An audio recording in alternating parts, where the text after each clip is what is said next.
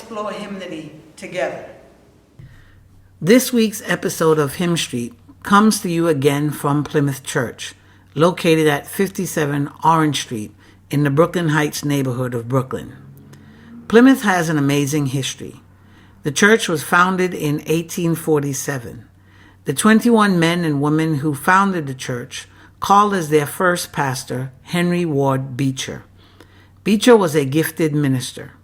Beecher's powerful preaching and outspoken opposition to slavery filled the pews. Beecher would stage public events to strengthen the fight against slavery.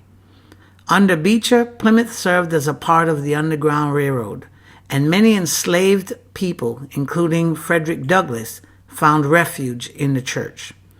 Plymouth Church was known as the Grand Central Depot of the Underground Railroad. The National Register of Historic Places designated the church a Natural Historic Landmark.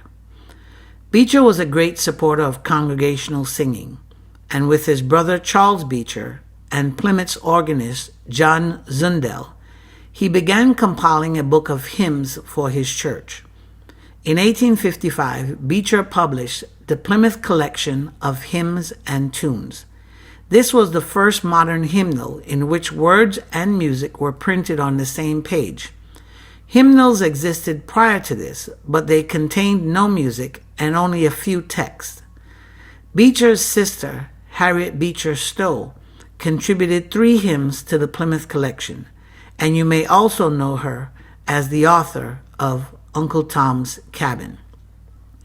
Today's hymn that we will focus on I chose to present from Plymouth because of its connection to Henry Ward Beecher and the church.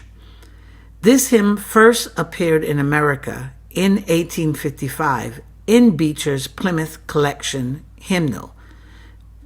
The hymn had a notation that said, "This hymn was meant to be read and not sung." The hymn was written by Reverend Henry Francis Light.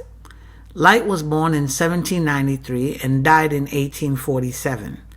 Light was an English pastor and wrote the text for this hymn in 1847. Light was not a healthy person and battled with various health issues throughout his life. When Light would seek to preach and meet his various obligations as a pastor and his health was in question, he would jokingly say that it is better to wear out than to rust out.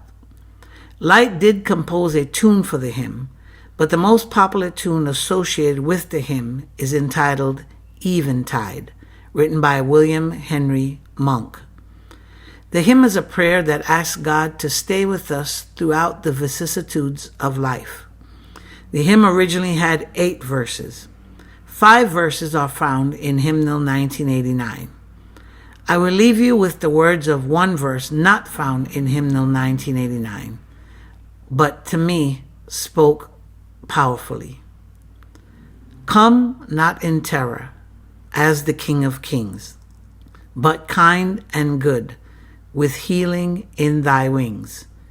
Tears for all woes, a heart for every plea. Come, friend of sinners, thus abide with me.